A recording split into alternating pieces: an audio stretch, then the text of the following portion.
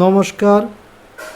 রোগ মুক্তি যোগাসন পক্ষ থেকে আমি হাটুয়া আদর্শ বিদ্যাপীঠ এইচএস উত্তর 24 পরগনা হাবড়া এই উচ্চ বিদ্যালয়ের শারীর শিক্ষা ও ইতিহাস বিষয়ের 34 বছরের অভিজ্ঞতা সম্পন্ন অবসরপ্রাপ্ত 76 বছর বয়সী শিক্ষক শ্রী ভক্তিরঞ্জন সরকার।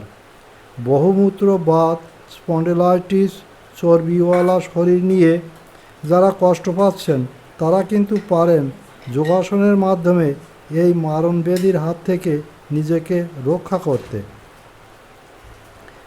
আমি এই রকম কয়েকটি যোগাসন অনুশীলন করে দেখাচ্ছি, লক্ষ্য করুন।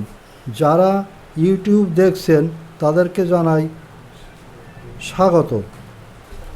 অর্ধচন্দ্রাসন আসনটি অভ্যাসের সময় দেহটিকে অর্ধেক চাঁদের মতো দেখায় বলে এর নাম অর্ধচন্দ্রাসন।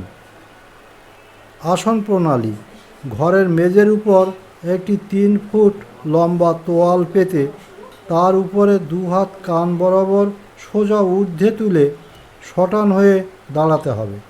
এবার 2 পা সামান্য সামনে বাঁকিয়ে কোমর থেকে 2 হাতের আগা পর্যন্ত আস্তে করে আস্তে আস্তে ওই দেহাংশ পিছন দিকে বাঁকাতে হবে, ঠিক যেন অর্ধেক চাঁদের মতো দেখায়। এবং ওই অবস্থায় 5-10 সেকেন্ড সময় স্বাভাবিকভাবে শ্বাসকার্য চালাতেও হয়। পরে আসনটি আয়ত্তে এলে অভ্যাসের সময়সীমা 20 থেকে 30 সেকেন্ড বাড়িয়ে 3-4 বার করে অভ্যাস করা উচিত।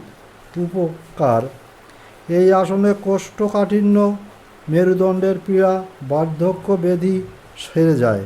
এই আসনটির পরে পদহস্ত আসন করতে হয়। ধন্যবাদ।